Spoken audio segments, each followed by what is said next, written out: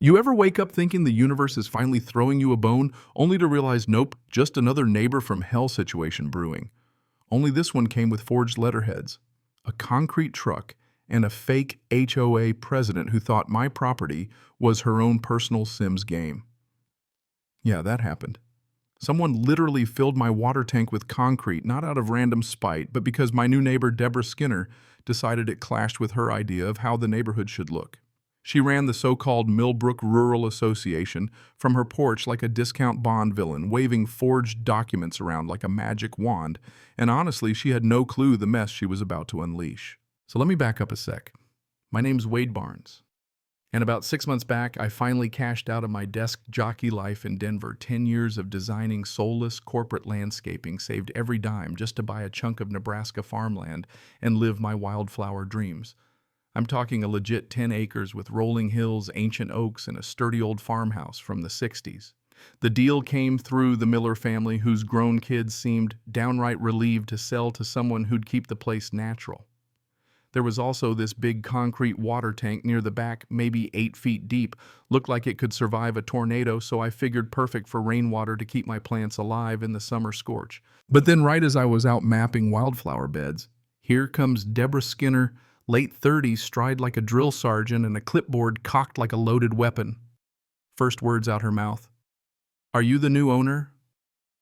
"I'm Deborah Skinner, president of the Millbrook Rural Association, and I need to discuss some serious concerns about your property." Not even a hello, just straight into the tank, an unregulated aquatic threat, and worst of all, visual disharmony. I'm standing there, garden gloves on, thinking, is she for real? Turns out she was, and then some. She shoved this stack of community regulations in my face, 15 pages deep, full of rules about everything from paint colors to how tall your grass can be, and buried in there some wild, vague clause about water storage.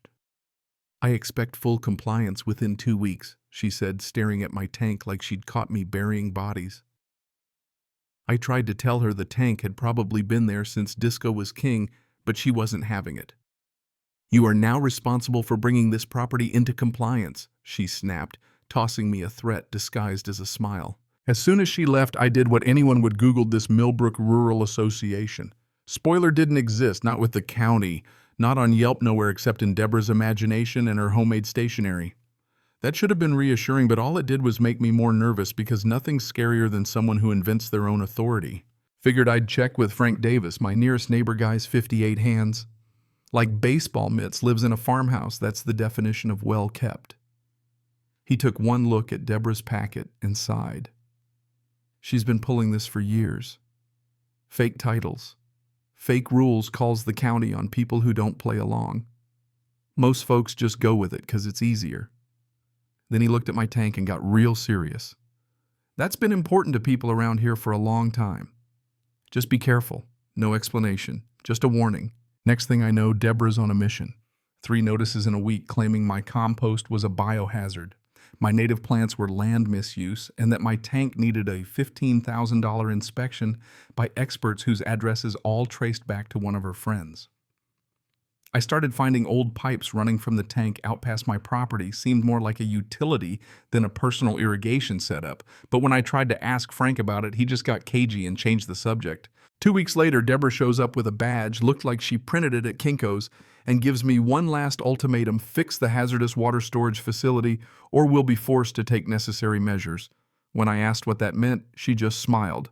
By any means required. That should have set off every alarm bell, but I figured worst case maybe she'd send me another invoice. Wrong. Friday morning, 5:30 a.m. I wake up to the sound of a concrete truck idling in my backyard. Run out there in my sweatpants and yep, they're filling my water tank with cement. 2 workers' hard hats and Deborah standing off to the side, filming on her phone like she's the hero of some HOA Netflix series. I start yelling, "What the hell are you doing?" "This is my property." The guys shrug. "Work order says it's a community safety project, all cleared with the property owner." That property owner would be me, which nobody seemed interested in checking. I call the sheriff, but Deputy Williams rolls up, takes one look at Deborah's pile of fake paperwork and tells us to work it out in court, then leaves, probably just glad it's not a meth lab. By the time the truck's done, my water tank is solid concrete. Deborah hands me a bill for $6, $500, all emergency safety services, and drives off like she's just saved the world. That evening, Frank comes over looking like someone ran over his dog, Wade. He says that tank wasn't just yours, it supplied water to 12 homes, including mine. Turns out, this old farm tank wasn't just irrigation, it was the local water supply put in by Tom Miller during the drought in '65. For decades, people have been quietly paying the Miller family running pipes to their houses, no official paperwork, just neighborly trust. The Miller kids sold me the property but skipped telling me about the checks I'd been getting, thought they were hay subsidies, not utility payments. I just accidentally destroyed the water source for half the valley. Why didn't anyone tell me? Frank just shakes his head. Nobody wrote anything down. It's all been handshakes, and everybody knows for 50 years. Deborah knew she was one of the people getting water from that tank.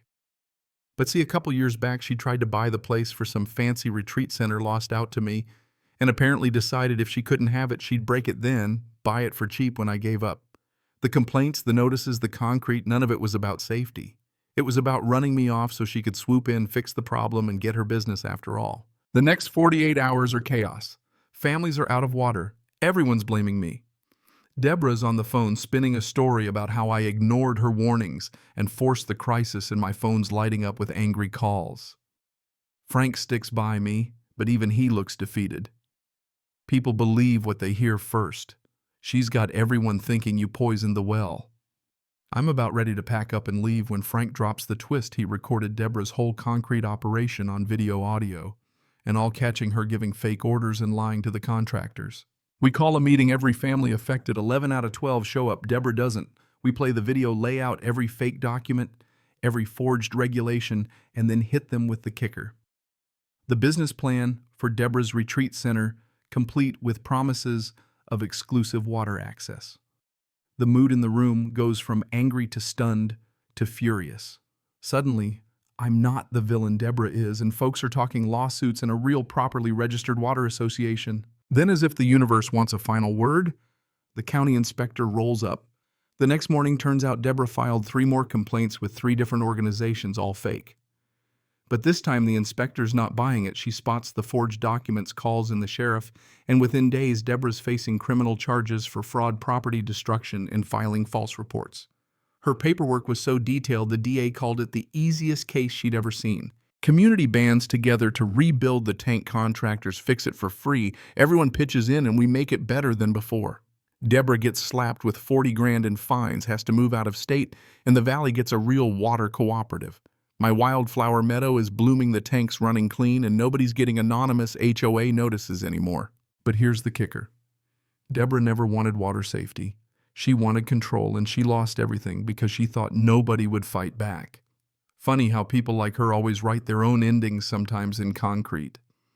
So now I ask you, what would you do if your neighbor tried to ruin your life over a fake rule?